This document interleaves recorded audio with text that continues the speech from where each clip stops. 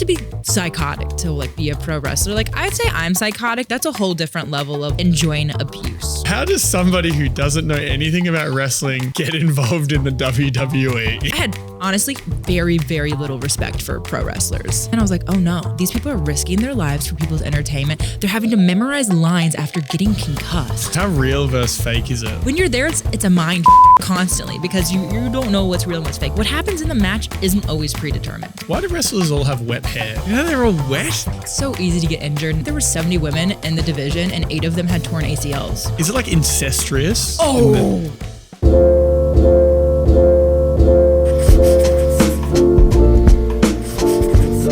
How does somebody who doesn't know anything about wrestling or ever watched wrestling get involved in the WWE? Dude, when I got the email, I don't even know what the fuck was happening. My manager at the time was like, Lete, like, did you see, like, I emailed you about the WWE? I was like, what? They want me to do, like, some brand deal for them or something? Like, I was cosplaying at the time as Wonder Woman. Had, like, a account on TikTok with, like, 715,000 followers. And I would dress up as Wonder Woman literally every day and make videos.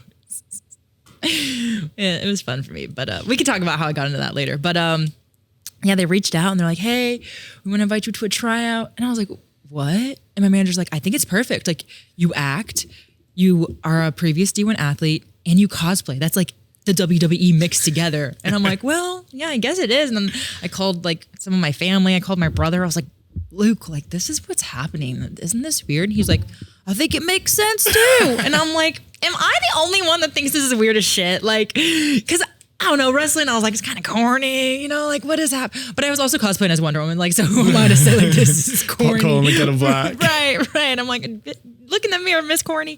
But I was like, I don't know, like we'll think about it. And my manager's like, okay, like here's the contract. Pretty much you're gonna be making like for 2 years and then minimum, like once you make main roster. So that was like kind of what they were telling us. And I was like, oh, okay. Like, you know, I'll consider going to the tryout and see how I like it. And at this time I was bringing my Wonder Woman costume everywhere with me. Like, it was just like, if I'm traveling, Wonder Woman's coming too. And she's like making content while we're there. And I remember taking it to the tryout in Dallas. So it was like during WrestleMania in Dallas in like 2022. And the guy who I guess was in contact with my manager, like I get there, I'm like signing in. He's like, do you bring the Wonder Woman fit? And I looked at him and I was like, what? Yeah. He's like, oh, perfect. And I was like, what? Like, first of all, how do you know I brought the Wonder Woman fit? And like, why is he asking? I didn't realize that like we were supposed to be dressing up for the tryout. And I just happened to bring my Wonder Woman outfit because I'm weird. Like, kind of worked out perfect. Because like people legit brought costumes for it and I just happened to bring mine because I was cosplaying at the time. And for me, that was like one of my normal outfits of the day. My morning fit, my workout fit, my cosplay fit, sometimes into dinner. Yeah. The disgusting thing is I never cleaned that either. Like, I think I wore that outfit for probably over like 400 days straight and never washed it. Oh, God. It's like deteriorating. So how real versus fake is it? Like, is it just a show where like the storylines are pretty much just the winners of the titles are determined? It's all kind of just part of an overall storyline arch. Yeah. You know, like the writers have like an idea of what they want. There's like full writing team. Oh, there's everything. I mean, there's like multiple writers on the writing team too. I think there's like, for just NXT, I think there's like 3 or 4 of them. And that's like the lowest level. You know what I mean? And there's like Raw and SmackDown, and they have like a whole writing team as well. And then they talk to each other about like, how can we cross over for WrestleMania and SummerSlam and this, that, and the other. But no, so the writers, it's actually really, really, really bad if you end up like winning against someone that you're not supposed to. So like if say like, I don't know, they get knocked out or something and you end up like winning for some reason. Sometime? I think it has in the past because of ego. Like people really let themselves like fall into the character, and like whatever happens to the character, they take it personally.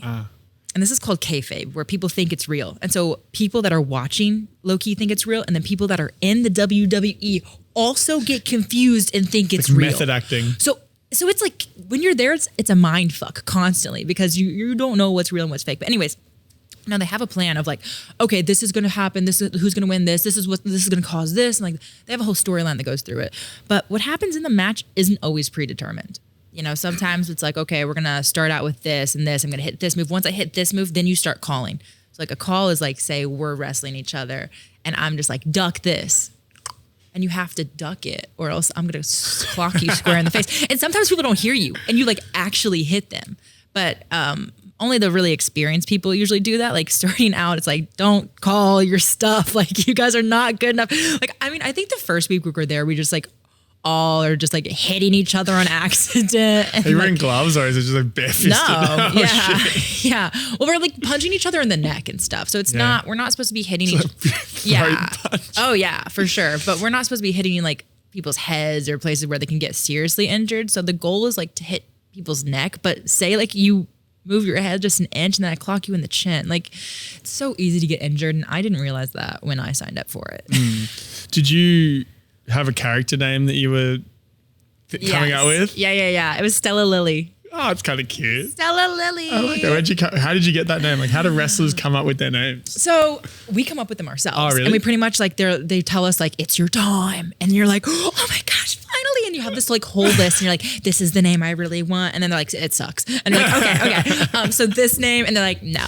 And then like the names that like don't even go together, they're like, okay, cool. You're going to be Nick's Bliss. And you're like, I wanted to be Kella Ryman. I don't know. I just made up. And it's like totally different. But some people get like the name that they want. But I wanted to be Stella Lily. One, because my character was an influencer and I thought I was better than everybody else. Just like generally, or what do you mean? do you think you thought you were better than everybody else in character as a wrestler, as the influencer wrestler, or as a human you thought you were better than everybody else? As a wrestler. Oh, okay. As a wrestler. No, I got there and I wanted to originally be a babyface because I was just coming off of like being What's a babyface? A babyface is a good guy. I've never heard that term before. Yeah, no. Oh, he's new here, folks.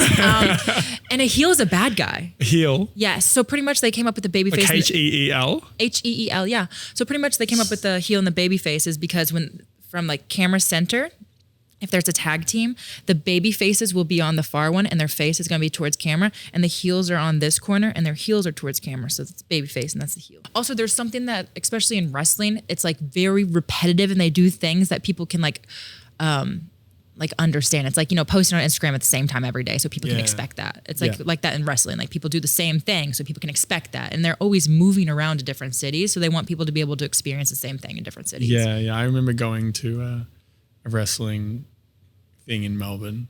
I can't remember who was there. I went with my dad. I would have been like 12. Yeah.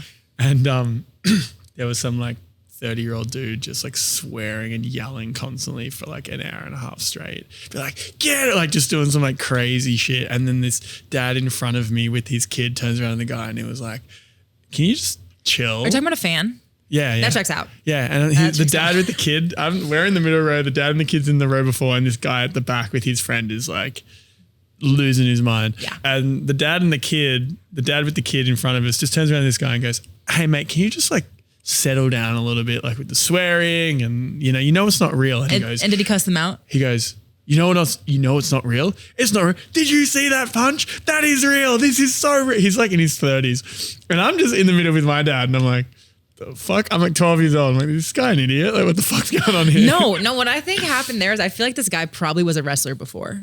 I don't know. You don't think so? I have no idea. Because I was a child. Because like the question you asked, like, how did I get involved with this? I've never seen it. I had honestly very, very little respect for pro wrestlers. Like honestly, like how low? Like I'm gonna be honest. It was like that for pageantry too. Like I didn't respect pageant girls. I'm like, oh my gosh, like these girls that like think they're hot stuff and like act like they're doing charity work. And then I did it and I was like, oh. No, like I actually want to make a difference. I'm actually like putting in the work. This is actually challenging. I'm actually pushing myself. And then I was like that in the WWE, right? Like I was like, oh, it's fake, blah, blah, blah. And then I was like, oh no, like these people are risking their lives for people's entertainment. They're having to memorize lines after getting concussed. Like, no, that's actually insane. Like think about like memorizing lines as an actor, but now think about doing that concussed as well. Because you're taking bumps, which are micro concussions every time. It's like hitting for football. And like when it builds up, like it's a concussion. But anyways, so yeah, it's I I think I underestimated like the level of intensity that goes into it and like how real it is. And that guy that was probably like, no, this is real, either probably has tried it before or has a friend that's in it and they were telling them all of the crap that they've been through. Potentially. And he's like, oh, you guys actually hit each other? And it's like, yeah, we do. We just like try to do it in safe places. Interesting. Some people do suck and they're like really bad and like swing like this far away and they kind of like ruin it for everybody because it's like, oh, now we look bad because of you because you suck. But I think they're trying to do better of like getting people that are getting in contact. Yeah. Because like you have to be psychotic to like be a pro wrestler. Like I'd say I'm psychotic, but I'm not pro wrestler psychotic. Like that's a whole different level of like enjoying abuse. Well, you did say one time it is incredibly intense and incredibly competitive, sometimes in a toxic way, full of badass people who are hardcore about pain. Whereas I'm not hardcore. I'm a fragile little being. Wait, did you see that on YouTube? That was my like coming out video of like, I don't work here anymore.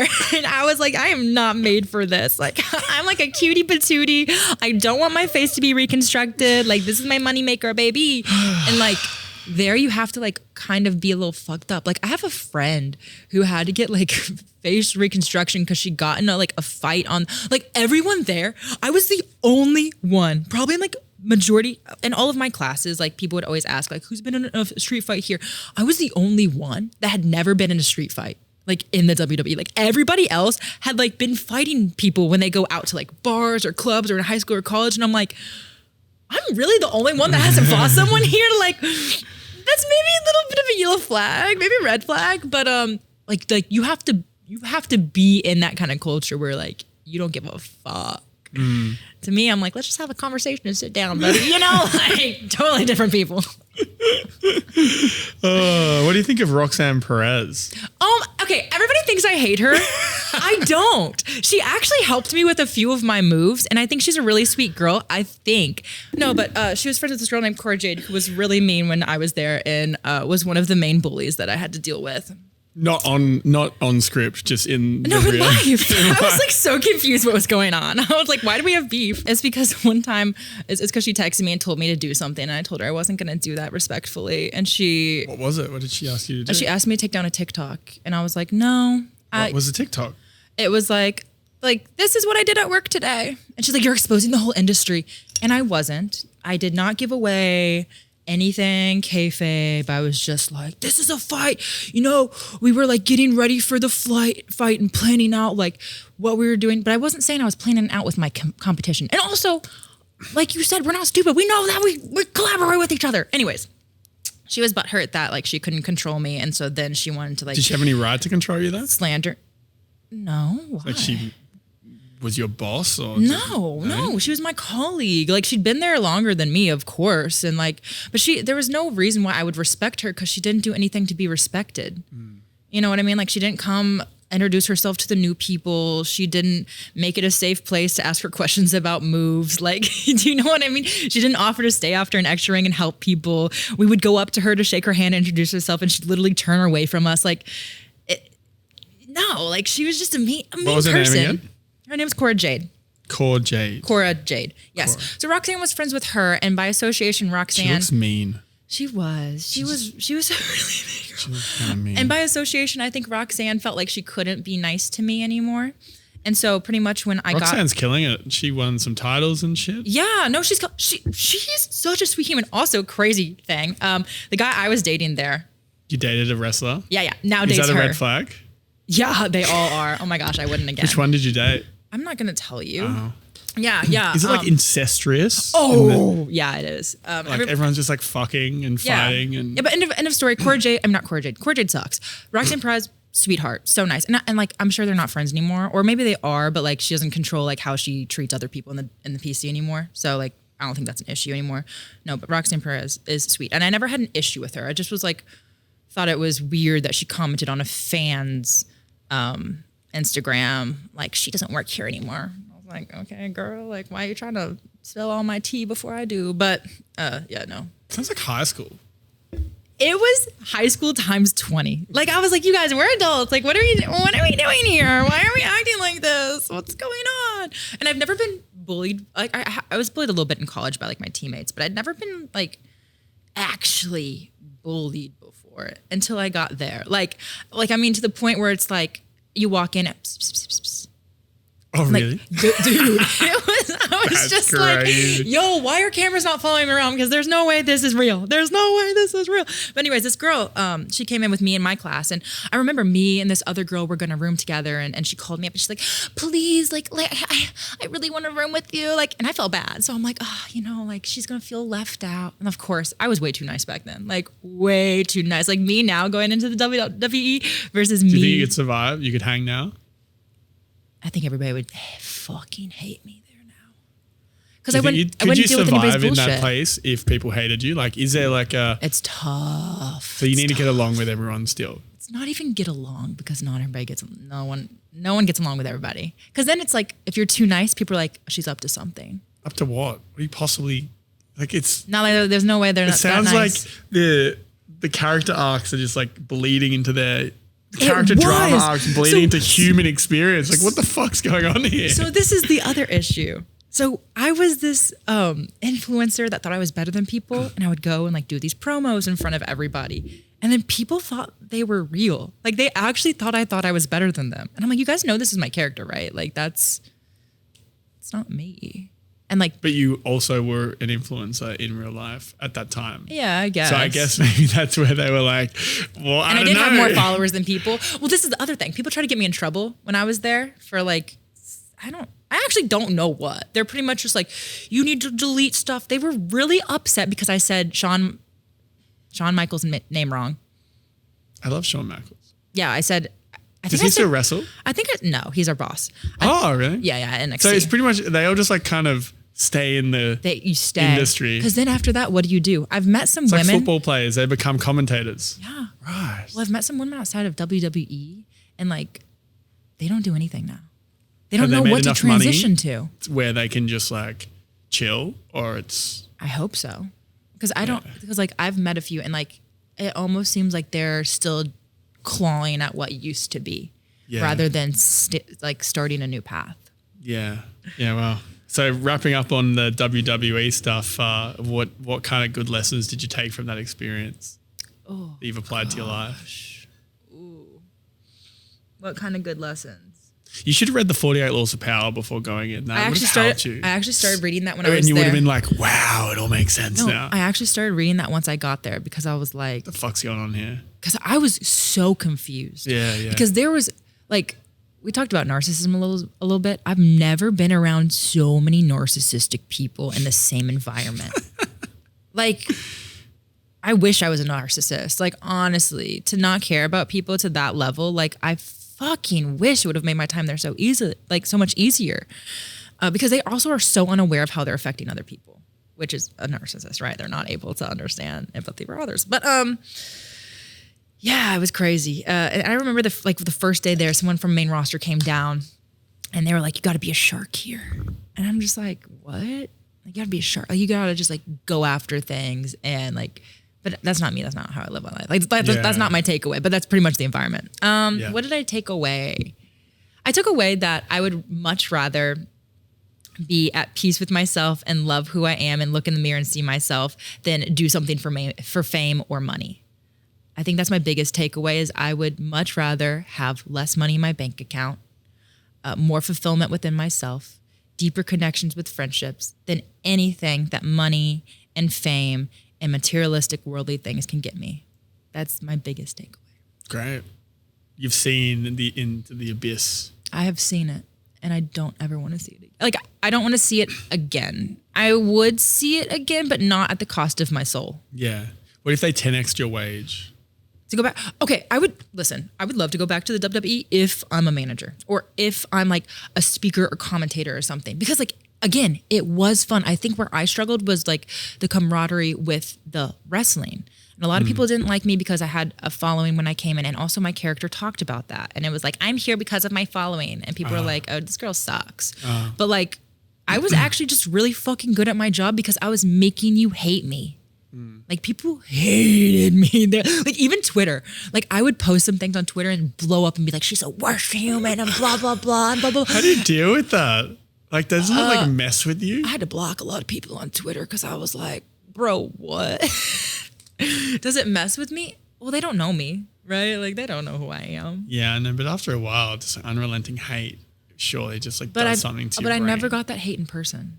Yeah, because everyone's a pussy. From strangers. They're all pussies. No, but people at NXT, like people that came to NXT are not pussies. Loved me. Oh, really? Like loved me. And like even whenever I would be like blasted on the internet for something, they're like, Lete, you don't deserve this. Like you're so nice. Like I would be like the one to greet them like, hey guys, are you excited for NXT tonight? Like, you know, and like being like, oh my gosh, it's so good to see you again. And like all this stuff. And I think that those like people who experience me in person, you know, have different things to say, but at the same time, like, I don't like everybody. I don't expect everybody to like me. And I think like being upset by some stranger saying that they don't like you is like a lack of confidence within yourself.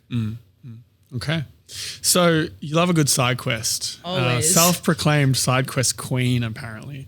Aside from the WWE, what's been the weirdest side quest you've been involved in? Oh, so probably one that nobody knows about. I was working with a crypto company right before WWE. Nobody, well, some people know this. I had like a crypto podcast, but I was working for this company that was a random thing for you. Dude, so random. Whose idea was that? The guy who hired me. I was gonna say not your idea. Yeah, no, the guy who hired me. So my the guy was like my boyfriend at the time. He was in crypto. Nepotism. No, he was in crypto. Like he's not involved with my job at all. No, he was just like lived in London. Okay, I thought you got the job with the guy. boyfriend and then you broke up and then you quit the job. No. He was in crypto, so I was hearing about it, and someone randomly reached out to me from like a few years ago. Was like, hey, I thought of you for a job. Like, I want to create a like crypto YouTube and Instagram page, and I want to host, and I want someone that's a woman to like educate people. And I was like, listen, I don't know anything about crypto. And they're like, but that's a good thing. Like, I want someone that's hot and a woman and can like teach people and like learn along the way. And I was like, I like that idea. Cause like the idea was to empower women to get into crypto pretty much. But anyways, this guy worked, he owned a tax firm. And so within his tax firm, then he also had like a side in the back crypto company. And I was the one of only two people that weren't foreign. Illegal immigrants, kind of, I guess you could say. And he was housing us as well. Yeah. And I was told, I remember getting off the plane and my friend like came to pick me up and I like still didn't. So where was this? This was in El Monte. I was told Where? LA. El Monte. El Monte. So El Monte, you guys, is 45 minutes like from LA to the west. And it is predominantly Hispanic people. I was one of the only white person I saw walking around my streets. Great food though. The best Mexican food I've had in my life. Anyways, beside the point. So I was told that I'd get there. There'd be like a whole team for me. They'd like have a videographer, photographer, all this stuff. They'd have someone write my scripts. Like I was pretty much just the talent that got to walk on and do my thing. I get there and I show up the first day. Well, first of all, I get there that night and they're like, El Monte. And I'm like, what? I go to El Monte and I'm like, okay. And I met this girl and she's like, oh, hello, blah, blah, blah. I'm like, what are you saying? Hi. Okay. So I meet her and I'm like, wait, does she work in the crypto company too? And she's like very girly and prissy and everything. Later on, I found out she was fucking the boss. Anyways, and he found her in Colombia or something like that and then met her and then like brought her on board. So anyways, again, I'm getting ahead of myself. So I start working with them. I get there the first day and he's like, hey, go talk to like this guy. And I'm like, okay, hey, I'm supposed to ask you like where the studio is for everything and like where the people is. I'm going to be working with. He's like, what? And I was like, the studio for the media department. He's like, there's no media department. I was like, what? He's like, there's no team. Like, you're the only one. And I was like, wait, what? So I'm the only person on this team where I was promised there were like 4 other people. And they're like, oh no, we're building it. Like, we're building it. Don't worry. So then the first day the boss comes, picks me up to go pick up his daughters from school. And at this time I had broken up with my boyfriend. We weren't together anymore.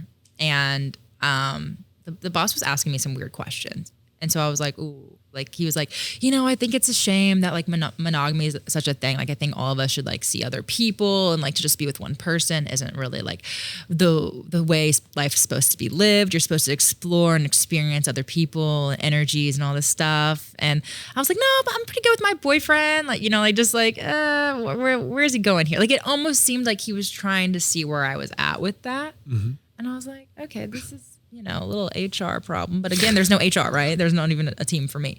So I'm like, whatever, let's not think about it too much. Then I go to my place in El Monte, and then again, it's me and just this other girl, and there's supposed to be like 2 or 3 other people living in the place, no one but us. So I start asking her questions and like how she met him, and then she tells me that like he buys her really nice gifts sometimes, and she has gotten with him before. And I'm like, oh, okay, like this is interesting.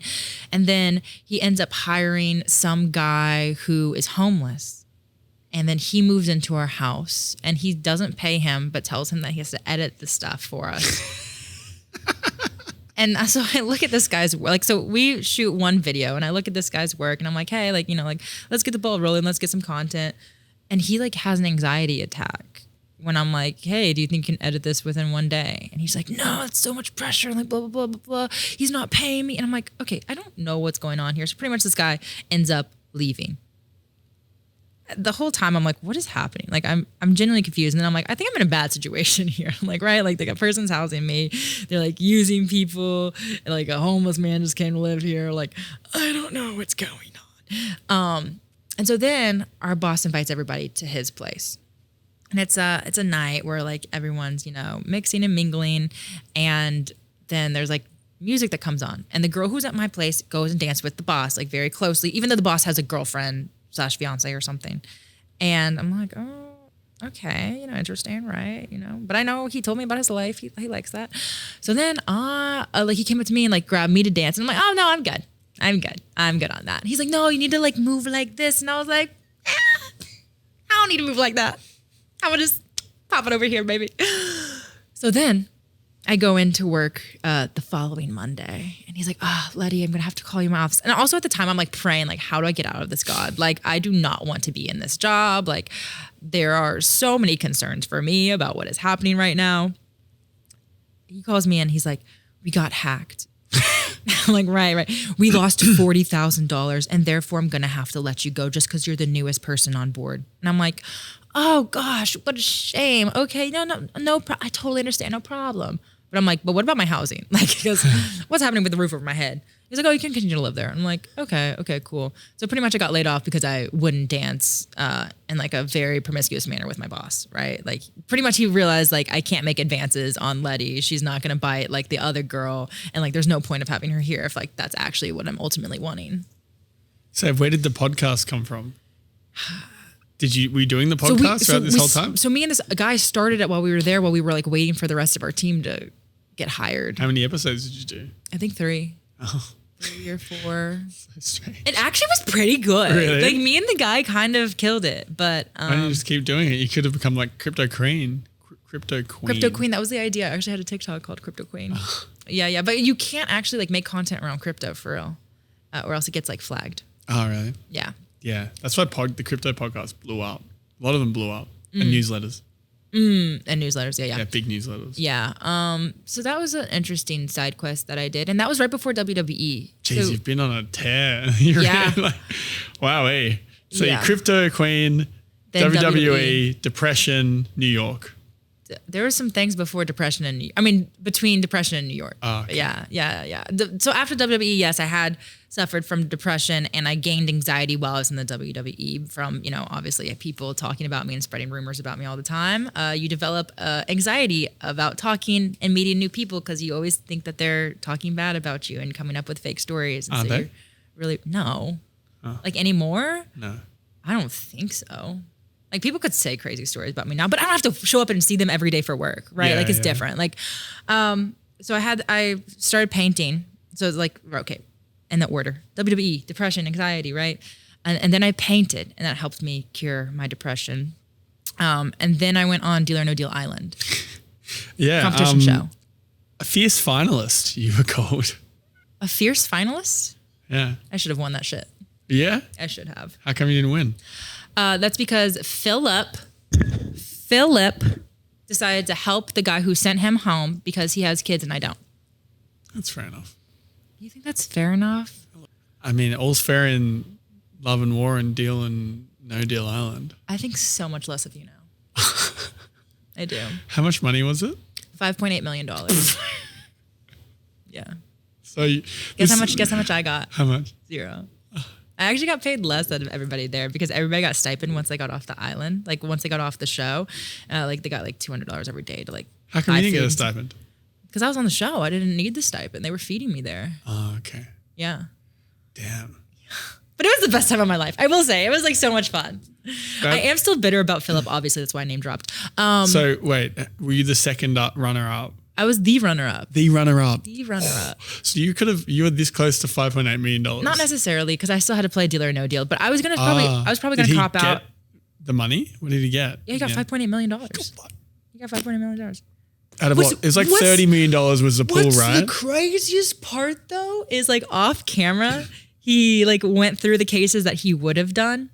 And if he would have kept going, he would have won $12 million. Yeah. Could you have done anything different to like the game theory that thing to win, do you think? So there was an episode where someone cheated and it was like all spun around. And so pretty much like I had told David that I would jump for him previous to the mashup or like after the mashup when everything was going awry. And he's done Survivor 2 times. So this is his 3rd competition show. So he's a veteran. So he knows that during chaos is the best time to catch a prey, right? To like catch someone to do something for them. So I was like, I just called CK out. Like I told David I'd get his. I don't want to get his anymore. I'd rather get Seychelles, but like I don't know what any of this stuff means. What do you mean? Pretty much we had to like jump for these rings. And if you jump for someone on the highest, they were safe. If you jump for someone at the lowest, they went out. But I told him I would jump for him for a safety one. And so I followed through with it as the good Samaritan I am. But so badly in my mind, I like wanted to pick someone else last second. What would have happened if you picked someone else last second? Then Seychelles would have been saved and not David. David would have been in the bottom. Would he have been knocked out? He potentially could have because Seychelles is the one who went home that episode. And I didn't save her. And was she she was less of a threat than... She was one of my alliance members. But at the same time, I had really weak alliance members. Weak in the sense of they didn't make big moves physically and mentally, strategy-wise, they weren't willing to take big risks. So I was kind of just with like, I guess, the sitting ducks. The normies. Yeah. Like it was like our alliance should have been called the sitting ducks.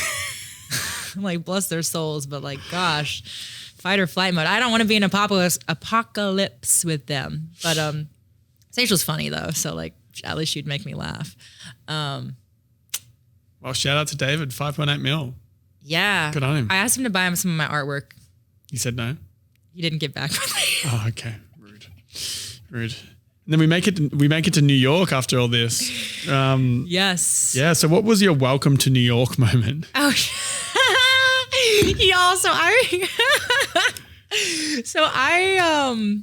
I was deciding that I'm going to just sublet and like bebop around the city to figure out what part of town I want to be in. Someone sent me the profile of this girl who was like previously on The Bachelor and then going on The Bachelor in Paradise. And so because she was going on the show, she was subletting her place while she was gone. Her name's Zoe. The only reason I'm actually saying her name, because like it's honestly, I feel like so bad to like say people's name, but like Zoe McGrady. She asked to say her name. Like I made a TikTok about it, not saying names, like just being like, oh my gosh, like this is my story. This is, what happened. And she commented and just like tag me next time. So Zoe, we're going to give you your flowers where they're due. Wait, she wants to be tagged by being crazy? No, tag her in this. So... And the crazy thing is like she tried to like combat it with false information when I had like screenshots and receipts. And so then I just kept making TikToks. I'm like, you mean like this? And then people are like, yo, like people were like, I love following this story. Like keep roasting her. So this became a whole thing. I didn't even realize this became a whole thing. Yeah, I really need to go to small claims court about it because honestly, just for the story, like I heard somebody one time on a TikTok that's like really big in business. It was like School of Hard Knocks. He's like, like, do you ever get screwed over in business? He's like, I get fucked, but I fuck back harder. And I resonated with that. And I was like, you know what? If people fuck me, I need to fuck back harder. Yeah, I'm not a fuck backer. I just cop I'm not either. And then I just walk away. That's the thing. I'm not, but I seethe for years with no consequence. I would love to have that mentality though. So like now I'm like, okay, like maybe, we'll like take to small claims court. Anyways, people are like, why are you going to small claims court? Like fill us in. Okay. Pretty much. I was looking for a sublet. Someone sent me her profile and she's like, hey girl, like it's going to be this much. I think it was like 2,300 and my price range was around 2,000. So I was like, you know what? Still out of my price range. Like, I'll think about it. Thanks so much. Didn't contact her. She reached back out and she's like, hey girl, I'm going to do 1,900. Like, I'm really looking for someone to fill the spot. And I was like, you know what? This is a sign from God. Like, I can do 1,900. I'll take the place. Thank you so much. Like, do you want me to Venmo you half right now? Like, you know, what are you wanting? And she's like, let's FaceTime sometime. I'm like, okay, cool. And we talk and she's like, don't worry, like if I come back early, which I don't think I will because I did so well on my season and like, you know, I'm a pageant girl, I'm very competitive, like I know how to stay in the game. And I'm like, okay, find the man of your dreams, honey. Like, you know what I mean? Like, I'm like, yes, queen, get your man, get your husband. Like I'm hyping her up. I'm like, yes, please actually also stay because like I don't want you to be in a bad situation. Yeah, and plus when she came back, that would just be sucky to go like stay at a friend's place. So I was like, you know, like hopefully you make it a long way. I get to the apartment, I think like on the 5th of the month, and then I get a text from her on the 8th. And if you know how reality shows work, they take your phones and you're not able to contact them. So I knew when she texted me that it was not good news. She was literally the first one voted off of this dating reality show. And I'm like, oh no. And she's like, hey girl, like, you know, I'm gonna just come drop my stuff off. Like what time are you gonna be home? And I was like, hey, I'm actually going to be out of town for like a Red Bull competition. I'll be back on Sunday. Like, go ahead and like drop your stuff off. No problem. Cause like, you know, I'm also a nice person. I'm like, oh, like you'll find your man in New York, honey. Drop your stuff off. Like, blah, blah, blah.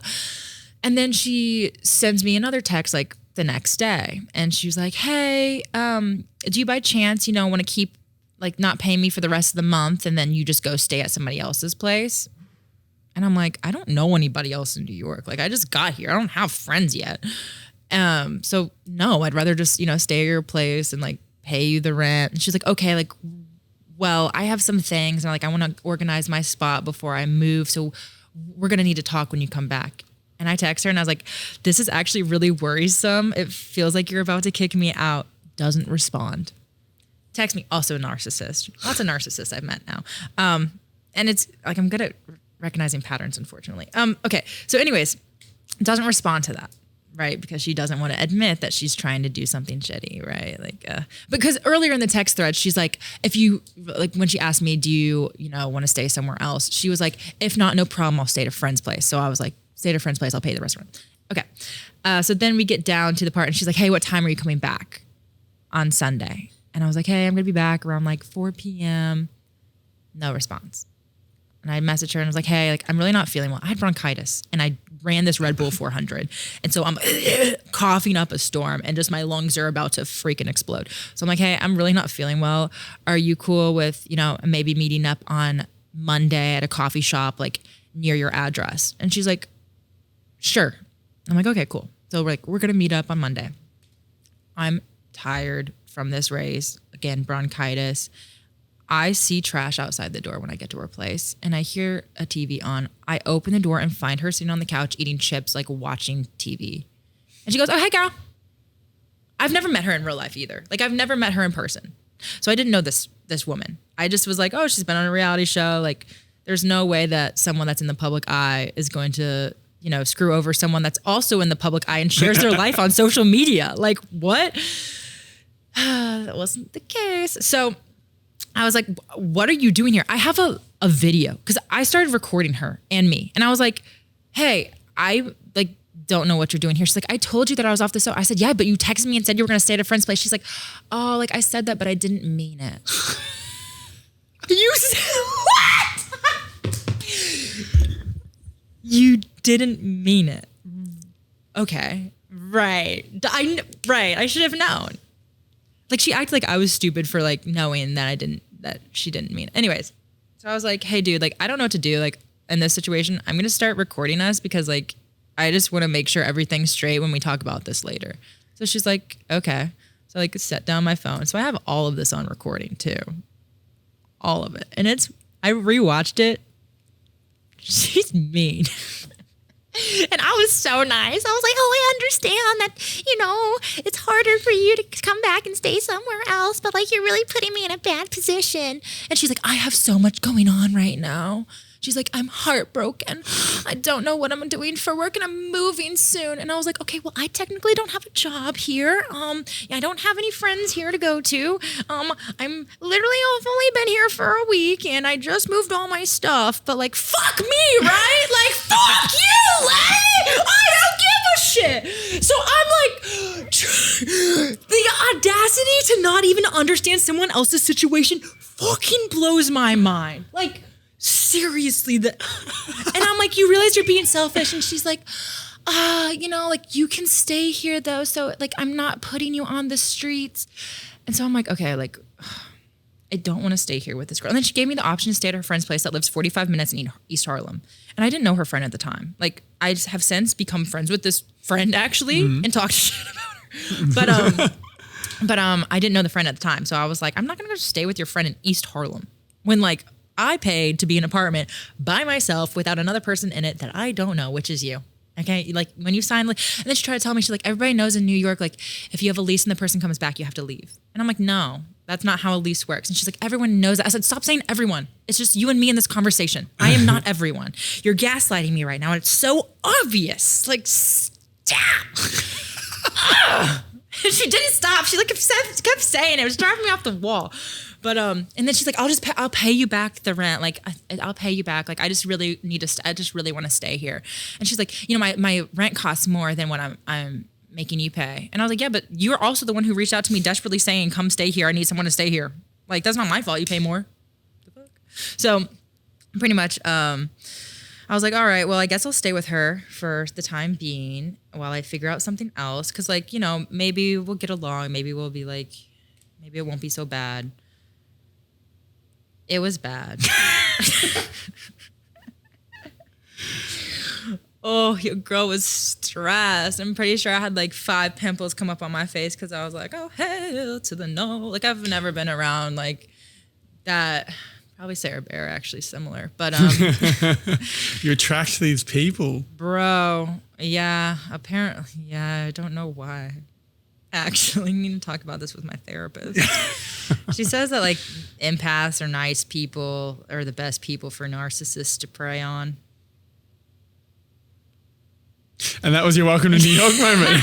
But I feel like I'm not super empath though. I love that we got to a crazy story about a place to live that ended in, I need to talk to my therapist. That pretty much sums it up. Yeah, but I mean, like, I desperately like posted on Instagram and like, thank God someone sent it to a friend. And then I moved to Hell's Kitchen and that was like super sweet. Like locked and loaded, person didn't come back.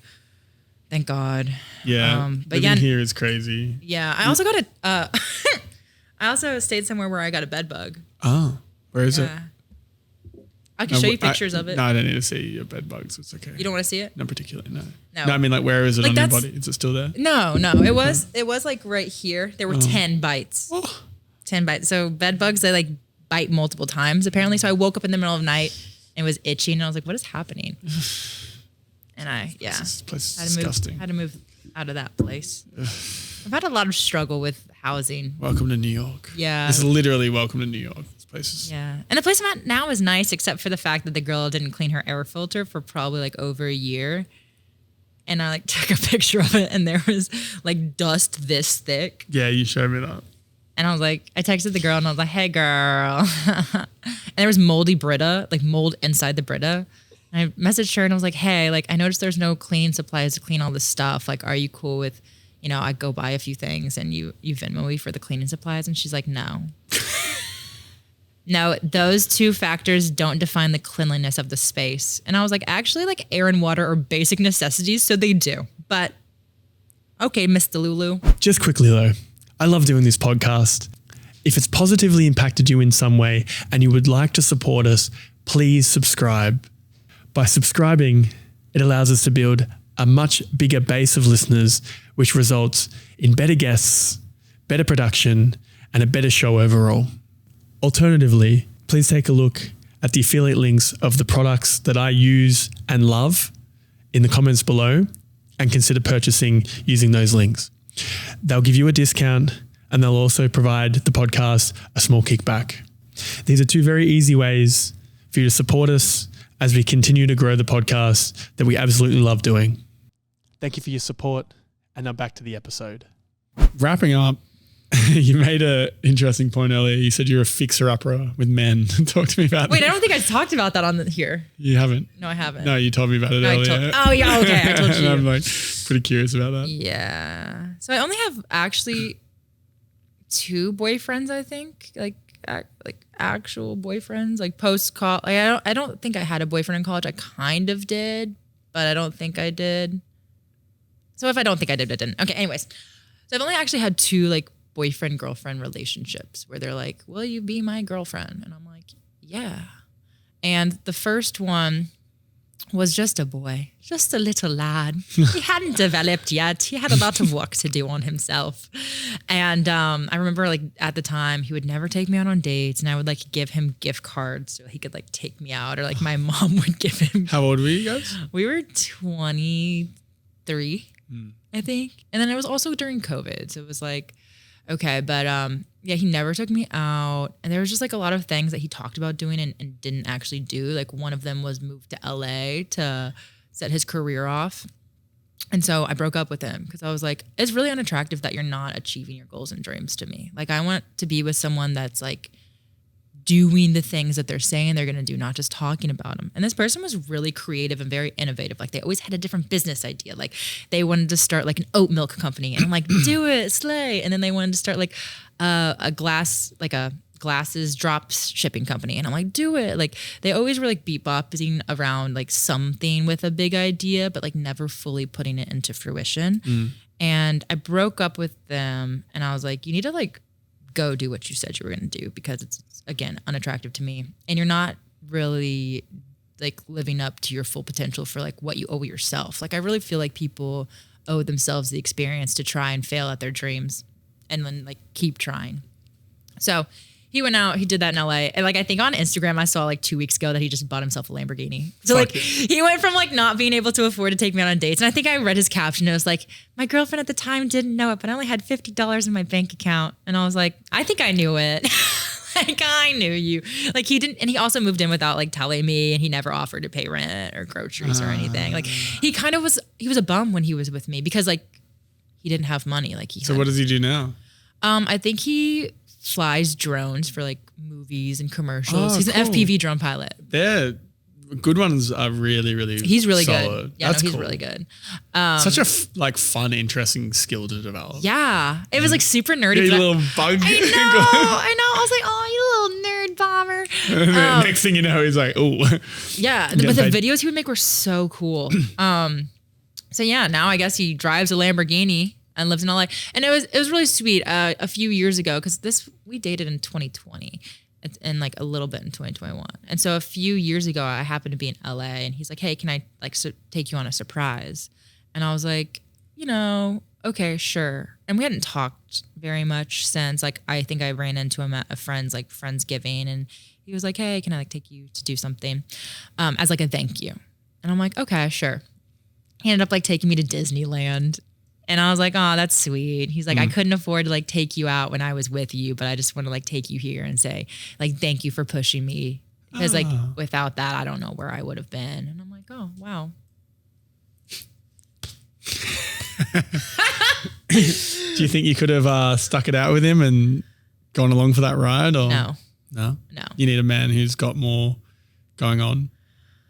I think I also at the time just like overpowered him in so many ways, because he was like literally like a boy. Like he just like wasn't developed into a man yet.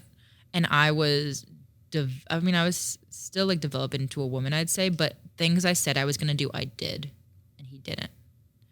And I think that's where we weren't compatible.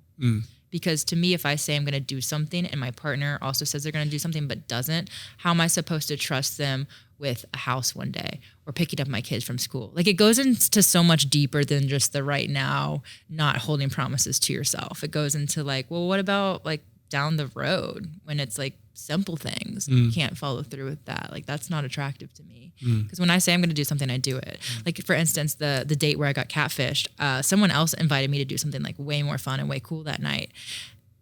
But I told them no. I said, I made a promise. I'm going to go to this date. This person's like relying on me to be there, and I'm not going to cancel on them and like screw up their plans because I think that's so wrong. So like even something as small as like canceling plans to go to better plans. Like even you invited me to a Russ concert, and I love Russ. And I was like, no, I can't. And you're like, but you're so excited about Russ. And I was like, yeah, but I already made these plans with these girls and they're going to come over, and I'm not going to cancel just because I want to do something that is arguably more fun for me in the moment. Like I'd rather be a person of my word than a person of fleeting enjoyment. So that was important for like him to go do the things he was going to say he was going to do. Yeah. And then after him, I like complete opposite dated this guy that was a multimillionaire. I think he made like $4 million a year or something. Took me all around the world and the country. And he wanted to be an influencer, and I could tell he wanted to be. And that I was one at the time. I mean, I still am. But when we started dating, and I was like helping him like make videos and do different things. And I was like, you want to be in social media? He's like, no, I don't. I'm like, no, you do. I can tell. And like I would show him how to make videos, or like show him like this and that. And it's funny because like it's not funny, but the guy who went off to LA is the one who kind of like taught me how to make videos, and because he was into like filming and editing and stuff like that. So the skills that he taught me, I was able to like help with the next guy and like sharing them, which is something I really like about deeper relationships, like boyfriend girlfriend relationships, is you learn so much of skills from the other person. So like the You gotta be careful the person you bring in though. Yeah. Well, because you know, if you can also take on a lot of bad habits and stuff. So yeah, that's why you break, like if it's not working, you break up with them, right? But like, a lot of people don't. A lot of people stick out like some pretty heinous shit. I think because a lot of people don't love themselves fully. Is that too real for some people? Maybe. But I don't, I think some people don't completely love themselves, and so they're desperate for somebody else to love them. But I really love myself. So I'm not desperate for someone else to love me, because I've loved myself for every walking minute on this earth, even when I've not liked versions of myself. Like in the WWE, I didn't like that version of myself, but I still loved myself. And so this second boyfriend, the multimillionaire who wanted to do social media, and I kind of taught him how to do it. He was a narcissist, and like he started like doing some things, and I'm like, hold up, what? Like, and trying to pressure me to do things I didn't want to do. And I was like, and like holding things against me that weren't big issues. Like for instance, like I didn't know how to speak Spanish, and he like took me to Barcelona and was mad at me for not being able to ask for ice cream in Spanish. No hable español, por favor.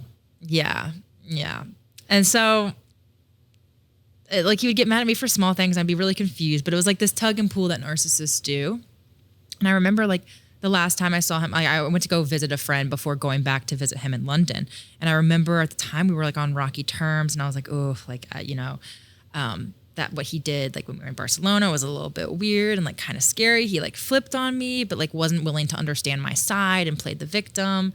And like I did nothing wrong. The only thing I did was I didn't know how to ask for ice cream, which is what narcissists do. They pick really small things and blow them out of proportion to like turn them on you. Anyways, so I got back to London, and he told me I was gonna have to take the train to like come meet him. And then he showed up and surprised me at the train station with like a ton of chocolate and treats. But I was like scared because he was like, oh, hi. And I was like, ah, because like we weren't on good terms again yet. Ah, and he acted like nothing happened. And I was like, oh, this is alarming to me. But anyways, he after that, but a really nice, like it's interesting because narcissists can be really fun and nice people too. But again, it's always because they're like seeking validation from outside sources and other people and trying to be liked and trying to, which social media is the best thing for narcissists. It really is. So the fact that he wanted to be a social media person makes sense. And he does it now, and he kills it. Like he probably makes way more money than me on social media. He gets tons of brand deals. Oddly enough, my first marathon I ran, I was in Austin, Texas, and he was one of the sponsors by the brand, like a brand there. And I ran into him on my first marathon. And I was like, what are the odds? Like, this is crazy. But he was living out his dream, and I was really excited to see him live out his dream despite not together. Despite not being together anymore. And I wouldn't say like I have any ill will from him, but I am aware that he's a narcissist. So like he would say really nice things after our breakup, or like reach out when he could tell like I was, unstable on social media. And I was like, that's really nice of Johnny, but Johnny is a narcissist. Like with narcissists, you always have to be like, that was so nice of them, but they are a narcissist. Like you always have to follow it with, but they are a narcissist. This is what my therapist told me.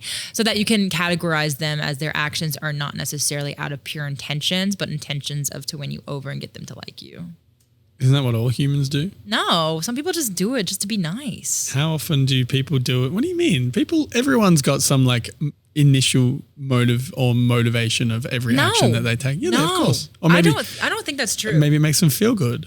Like there's some no one behaves in any format without external motivation of some form. Well, yeah, there's ego involved in stuff, I guess. But no, I'm not even saying that. Just like why would you do anything unless there's a motivating reason to do it? So I think because there's God. What does that even mean? And I think. Wait, what do you mean? Yeah, I think. So I believe in God, right? Yeah. Like, and I believe that same. God speaks through me, through other people. So your motivating factor is that you want to be a positive, like godlike we all person. Are technically godlike. Yeah, but yeah, yes. no, I understand. But yeah, okay. So that's still a motivating factor. Is the point I'm making. Yeah. There's always a motivating factor for something. Yeah. Always. I guess. So why is that? So I think the thing I want to like. I've never heard someone say before like. Did I say this person's? Wait, did I say that my ex's name? No. Oh, okay. No. Like I've never heard someone be like, oh, this is a nice gesture, but this person's a narcissist. So therefore every nice gesture is out the window. It's like, what if this guy like goes to therapy and becomes less of a narcissist, but for the rest of his life, he's just like got this label on it. Well, that's just from one person that's experienced it, right? Yeah. But you'll think that forever. Well, potentially. The patterns the patterns are still there. I literally saw him in Austin. He literally said the same narcissistic thing, trying to make a plan with me, trying to see me after, but then ghosts me so that I come back and want to message them. Like, why didn't they message me back? Like, he's playing the same games. So no, he hasn't healed. No, he probably is not seeing a therapist. Let's be so for real. Like narcissists are the least likely people to see therapists, but there are some that do. Is that what and then they get better at being a narcissist? Well, the most likely people to see a therapist are people that date narcissists. Interesting. Yeah, because there's so much confusion around what's happening. Okay. Well, we have been chatting for a very long time. So let's wrap up on a couple of general philosophical things because I think we're moving into that direction now. What is the biggest thing you've changed your mind on in the last 2 years? Oh, you know what? Actually, probably like my perspective of God. Really? Yeah. Go on. Yeah. So someone introduced this theory called the egg theory to me. Mm-hmm. And it's pretty much the idea. So there's a lot of questions I have around like religion and God and like why is there suffering? Why are there people in Africa? What's your answer? And the answer is why are there people in Africa? Sorry, in Africa. Why do Africans exist? Because God hates us. And the egg theory pretty much breaks it down as like I'm you and you're me. So whatever I do unto you, I'm doing onto myself. Yeah. And that we're an all greater being. We're actually a fetus. Like on this earth, on this universe, we're a fetus trying to get the all-knowing.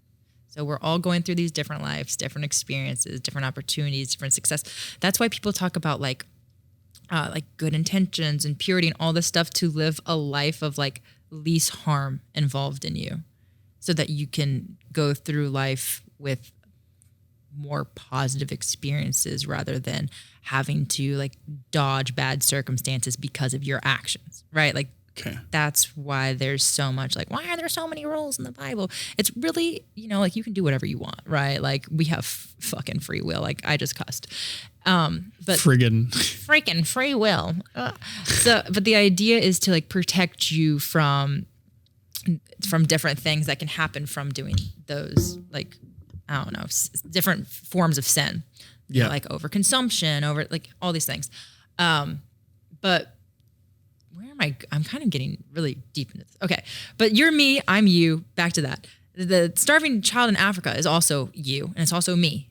It's just me living a different life. And I feel like whenever I started understanding that everyone is me and I am everyone, I feel like things made more sense to me. So how do you actually, what are practical implications to that view of the world? So there's nothing different that I do religion-wise. Just like I just punch people in the face. I'm still a Christian. I'm still a Christian, but I think it's like I'll see people like kind of being mean or something. I was like, oh gosh, I'm having a really bad day. Like, you know what I mean? Like I see it as myself, and that's why like I will talk to strangers like it's nothing. Like if we were sitting here like waiting for a doctor's office and I like liked your socks, I'd be like, bro, cool socks. Thank you. You live here? Like I would just like chat with the person like they were my friend for 15 years. And people are like, how do you just like meet people and like you go to this with them, or you're like so trustworthy of other people? And it's like, well, it's me.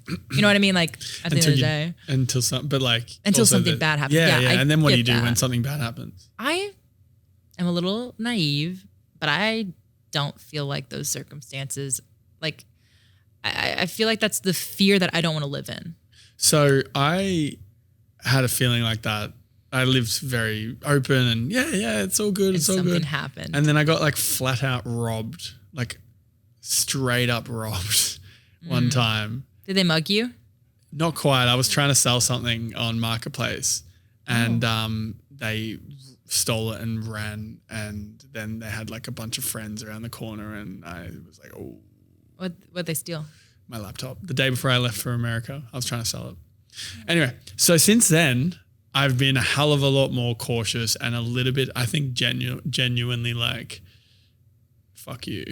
Well, okay. I'm not going to, like, whenever I'm walking the streets of New York, I'm always thinking about, like, how can I fight back if someone attacks me from this angle, this angle, this angle? Like, if that's what you mean. Like, I'm always... Well, I don't know. I'm just exploring this idea. I don't think a lot of people have, like, ill intent for strangers. But I'm always open to the idea that they do and ready to act. I'm always ready to act. Like if someone popped out of there right now, like I would literally like flip them over and then like elbow. Like I'm always thinking about like what, like I don't stand near the train because I'm always like, what if someone pushes me? I think that too. I think it's psychotic to stand near the train. Yeah, Anyway. And what if for one day we're just like, I wonder what happened, and we just try it on someone, you know, like crazy. Yeah, and all it takes is one psychotic break, and this city gives you lots of chances for psychotic breaks. Yeah, and our brains are so powerful. Like we could actually convince ourselves that we have like schizophrenia, for instance. Like we could go down a hole and convince ourselves that we have all of these different diseases, and then those diseases would start inside of us, which is why we're all God, because we're like master manifestors. Which is how I feel like I've been able to like do all these different things in my life, is like, well, I put out this energy and then I go for it and then I meet the right people, and it's like everything starts coming into fruition. And once I understand that I'm a part of God and like God's plan for me, and we can coincide together. I like it. So I like it. Good. I mean, we can keep talking for hours. That's a lot. No, we can keep talking for hours. So, but we do need to wrap up. So yeah. I'm like, we can do a round two. We need to leave. We can do a round two on God. Yeah, it's pretty late. It's pretty late. So, wrapping up, what is a lesson you'd like everyone to take from this conversation? Oh gosh, I don't even know if it's necessarily from this conversation, but just in life in general. And it's like, it's a little bit morbid, and I've said this before, but at the end of the day, you have yourself. And you never know who's going to stay around. You never know who's going to like turn on you last second. You never know who you can truly trust. You never know who you can truly love, like all these different things. And there's always the idea that like something could happen. We want to hope that it doesn't, of course. And I don't think I think it's important to keep that like love alive and be okay with being hurt from loving too hard. But I think the most important person to love is yourself. And I think a lot of people put a lot of pressure on others to love them that don't even love themselves. And if you're going to take one thing away from this conversation, it is like that loving yourself is the most powerful love, because then you're able to give love freely, because if it doesn't come back, it doesn't matter. It's based. Nice. I really like that as well. You got some bangers. Yeah, I lived a few lives. Yeah, see, yeah, I've lived a few lives. So, yeah, and I agree. Is there anything you're excited about at the moment that you want to let the listeners in on? Oh, I just did an audition and I really think I kind of bombed the audition, but the idea of if for some reason they actually like me doing that role in the film would be sick. Nice. And where can people find you if they want to follow your frantic Follow the story? chaos on social media, all platforms at Lex Lete, LEXLETE. Nice. And last question for you is, what do you think the meaning of life is?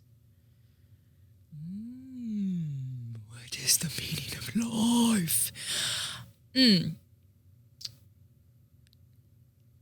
I think it's because we're a fetus. You know what I mean? Like, we're to live these different versions of ourselves for like the ultimate understanding of everything. So the meaning of life is to eventually be the highest power, which is a God. It's a little out there, but if you really think about it, it makes sense. Letty, thank you. Adam, Thanks for coming on. you're welcome. Yeah. And if anyone's made it this far and enjoyed the episode, please go to YouTube and search That One Time with Adam Metwally. Click subscribe, like the video, and leave us a comment. Yeah, hit that like, comment.